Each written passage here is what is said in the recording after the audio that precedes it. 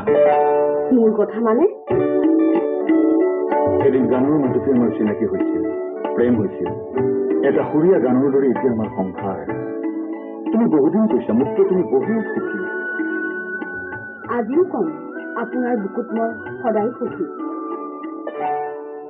বাহ, সাংঘাতিক ৰোমাঞ্চ। আৰে ছিংগাৰ হবলৈ বাদ দি এক্টৰ। ৰবা পাপৰি, ৰবা ৰবা, ইয়াৰ গান এটা অতি সোনকালে ভিডিঅ' কৰিব লাগিব। হিৰইন নিবিচাৰো, কিন্তু তোমাৰ অভিনয় দেখিলোৱে যেতিয়া। কি যে কথাবোৰ কোৱা, মোক সেইবোৰলৈ নাটানিবা। যি কৰিব লাগে তোমালোকেই কোৱা। বহা, চাহ খাই যাবা। চাহ? নাই নাই নাই নাই পাপৰি, আৰে চাহ খোৱা সময় ক'ত? স্বৰ্গমৰ পদূলি ইফালে উজলি মুজলি হৈ আছে, মাষ্টৰ আছে ঘৰত বহি। মই তাক নিবলৈহে আহিছো। ষ্টুডেণ্টবোৰ আহি গ'ল।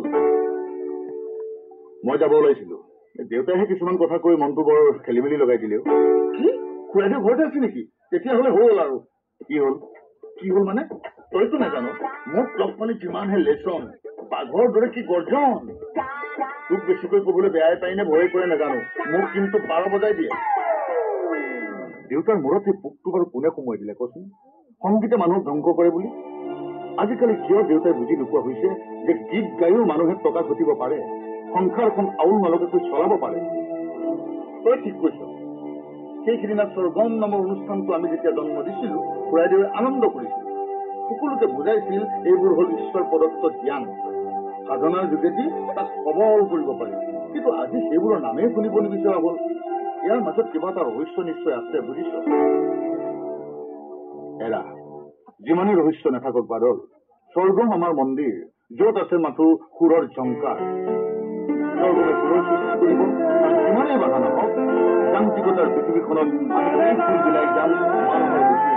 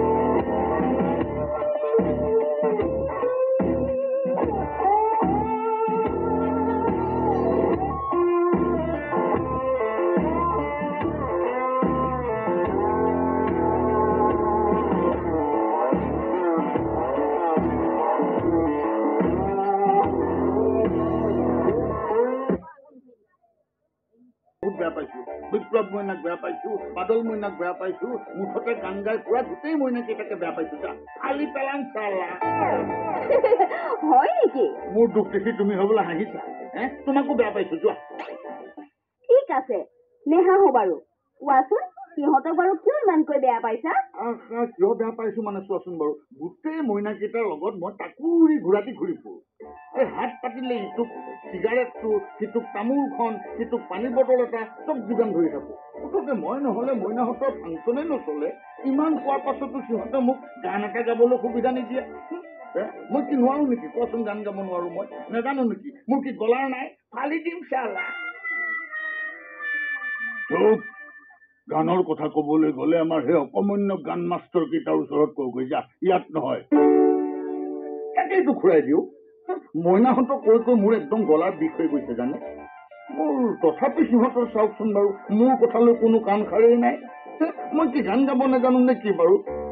এইটো দেখিছো গানৰ সেই বলিয়াই হ'ল যেন পাইছো। বেচেৰাৰ মনত এনেই দুখ, তাতে আকৌ তুমি তাক গালিহে পাৰিছা। গালি নেপাৰি কি মৰম কৰিম নেকি ইহঁতক? মৰম কৰিম। তুমি আজিকালি বৰ খঙাল হৈছা দেউতা। হয় নেকি? হ'ব পাৰে। আচলতে কি জানো মাজনী, কিছুমান চিন্তা ভাৱনাই মোক বৰ অশান্তি দি থকা হৈছে। হাৰ্টৰ অসুখটো আছেই, হঠাৎ যদি কিবা এটা হৈ যাওঁ। কিনো কথাবোৰ কৈছা দেউতা? সময়মতে ঔষধবোৰ খাই থাকিলে তোমাৰ একো নহয় নহয়। কেইদিন থাকিব মাজনী, ঔষধৰ জোৰত কিমান দিন থাকিব। জীয়াই থাকোঁতে তোক এজনৰ হাতত বচাব পাৰিলে বৰ শান্তি পাম। এটাই চাকৰি কৰি দুপইচা ঘটিব বুলি ভাবিছিলো, নাই, খালি গান গান গান। এটাতো থাকিও নথকাৰ দৰে। নিজৰ দেহাটোকে টানি লৈ ফুৰিব নোৱাৰে, কেনেকৈ জীয়াই থাকিবহি। তই নিজৰ কথা ভাবো দেউতা, মই জীয়াই থাকিম দে। ভণ্টি আছে, দীপু আছে, সিহঁতে মোক গৰিয়াই নিদিয়ে নহয়। ঠিক কৈছ ডাঙৰ দাদা। দেউতাই যে কি কথাবোৰ চিন্তা কৰি থাকে নহয়। আমি দুয়োটা যেন দেউতাৰ কিবা বুজা হৈ পৰিছো নহয় জানো? দেউতাই ভাবিছো মই একোৱে কৰিব নোৱাৰো। কিয় মুৰ্গী ফাৰ্ম কৰিলে কোন ধুনীয়াকৈ মই কৰাই আছো, আৰু অলপ ডাঙৰ কৰিম বুলি ভাবি আছো। মই বহুত টকা আহি যাব। বন্তি বিয়া কোন পাতিম, দীপু গান গাই গাই ডাঙৰ মানুহ হব। আৰু মোক কি লাগিছে, তই যে ধৰফৰে মৰিছ, তই যা যা, বন্তিৰ লগত মোৰ কথা আছে, যা। কি কথা ডাঙৰ দা? খুব বিয়া কথা। নাই নাই নাই নাই ডাঙৰ দা, মই এতিয়া বিয়াৰ কথা চিন্তা কৰা নাই। তই সৰু হৈ থকা নাই নহয় বন্তি। দীপুৱে গান গাই ফুৰোতে তোৰ যে বিয়া বয়স হৈছে পাহৰিব পাৰে। মই কিয় পাহৰিম, হা? কিয় পাহৰিম মই? নহয় মানে আগতে মোক চাকৰি এটা কৰি ল'বলৈ দে, এনেই বি এ পাছ কৰিলো নেকি? তাৰোপৰি আচল কথাটো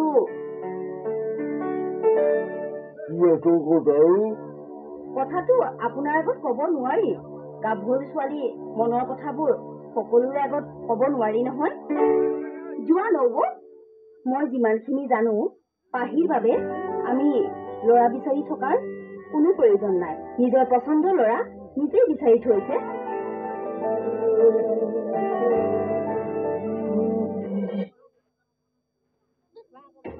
I am father, you are mother. এই father, mother শব্দবোৰৰ অৰ্থ কি তাক নতুনকৈ শিকাব লাগিব নেকি? ৰবহে, আগৰ দিনৰ কথা বেলেগ, আজিকালি দিনৰ কথাও বেলেগ। আমাৰ পচন্দ অপচন্দবোৰৰ লগত আজিকালি ল'ৰা ছোৱালীবোৰৰ লগত নিমিলে নহয়। নিমিলিলে নহব নহয়, মিলিব লাগিব। মোৰ ল'ৰাই লণ্ডনত চাকৰি কৰে, তথাপি সি কৰুণাকান্ত বৰুৱাৰ ল'ৰা। মোৰ আঙুলিত ধৰিয়ে সি উঠিবও লাগিব, বহিবও লাগিব। তেনেকুৱা কথা নকব। নিজে বাপেক মাকৰ কথা কিমাননো শুনিছিলে? অবাধ্য সন্তান বুলি দেউতাকে লিচিকনি লৈ কিমান বাৰ কোবাইছিল পাহৰিলে? মুখত দিয়াহে তাকে নকবা দেই, কৈ দিছো। তাকে নকবা। মই দেউতাৰ অবাধ্য হৈছিলো একমাত্ৰ তোমাৰ কাৰণে। তোমাক মোৰ গৃহলক্ষ্মী কৰিবৰ বাবে মই মা দেউতাৰ কথা নুশুনাকৈ আছিলো, সেইটো কথা। আজি আমাৰ ল'ৰাই যেনিবা তাৰ গৃহলক্ষ্মীক ঘৰ সোমোৱাবলৈ আমাৰ অবাধ্য হ'ল। তাতেনো মহাভাৰতখন কি অশুদ্ধ হ'ল? নাই, নহব নহব। I don't like it. তাৰ পচন্দত নহব। আপুনি লাইকে কৰক বা আনলাইকে কৰক, ৰনে যিজনী ছোৱালী পচন্দ কৰে মই সেইজনীকে বোৱাৰী কৰিম। কি হৈছে বৰুৱা? দত্ত আহিল। আহক আহক, বহকচোন, বহক বহক। এইজনীয়ে মোৰ মূৰটো খাইছে আৰু, বুজিছেনে? একেবাৰে মূৰ খাই পেলাইছে। নাই নাই, তেওঁৰ কথা নুশুনিব। সেইজনে নিজৰ মূৰ নিজে খাই পেলাইছে। ৰবা, তুমি ওপৰতে পেক পেকাই নাথাকিবা।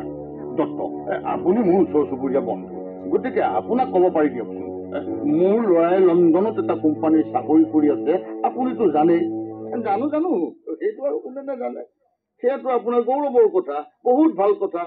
সেইখিনিলৈকে ভালেই চলি আছে। হঠাৎ মাক পুতেকে মিলি I don't like it ক'বলৈ মোক বাধ্য কৰিছে, বুজিছেনে? তেখেতৰ লাইটডাল চাই থাকিলে হ'ব নেকি? আমাৰতো লাইটডাল চাব লাগিব। ৰবাহে, তুমি মোক ক'বলৈ দিয়া। চাওক দত্ত, চাওক, কালিলৈ ল'ৰা আহি ঘৰ পাবহি। 2-3 মাহৰ কাৰণে আহিব।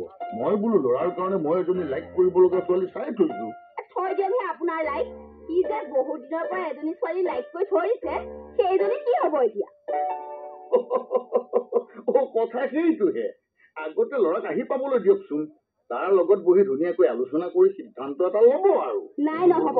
ৰন আহি পোৱাৰ আগতে এইজনৰ মুখ বন্ধ কৰিব লাগিব নহলে ইমান দিনৰ পিছত অহা ল'ৰাটো আই ডোন্ট লাইক ইট বুলি পগলা কৰি থাকিব চাব দে কিন্তু মই কৈ থলো মোকো কিন্তু ঘৰৰ মানুহৰ কথা নুশুনি নিজে পচন্দ কৰি মনে মনে পলুৱাইহে আনিছে গতিকে ল'ৰাৰ ক্ষেত্ৰত ইমান দেমাকি নাখাটিব এৰা এৰা এৰা এৰা শুনিলে নে দত্ত এই মানুহজনীৰ কথা শুনিলে নে বাৰু মই ভাবি আছো প্ৰপাৰ্টিৰ কথা এডভোকেটৰ ছোৱালী মই লাইক কৰিছো ছোৱালীজনী ঘৰলৈ অহা মানে মোৰ ঘৰলৈ লাখ লাখ টকা প্ৰপাৰ্টি আহিব পিছে সি বা ক'ৰ ভিক্ষাৰী এজনীক লাইক কৰি থৈছে সিহে জানে আৰু ৰবয়ে বিয়া বাৰুৰ ক্ষেত্ৰত আচলতে মাক বাপেকবোৰ বহুত সতৰ্ক হ'ব লাগে বুজিছে এটা সম্পৰ্ক গঢ়াৰ আগতে সকলো দিশ চালি জাৰি চাব লাগে ৰাইট আপুনি ৰাইট কৈছে এইটো কিন্তু লাইক কৰিব লগা কথা কৈছে দেই মোৰ ছোৱালীক নিজৰ পচন্দত ওলাই যাবলৈ দি বৰ অশান্তিত ভুগিছো বুজিছেনে ভাল ধনী মানুহে ঘৰলৈ গৈ শান্তিৰে খাবগৈ বুলি কিমান চেষ্টা কৰিছিলো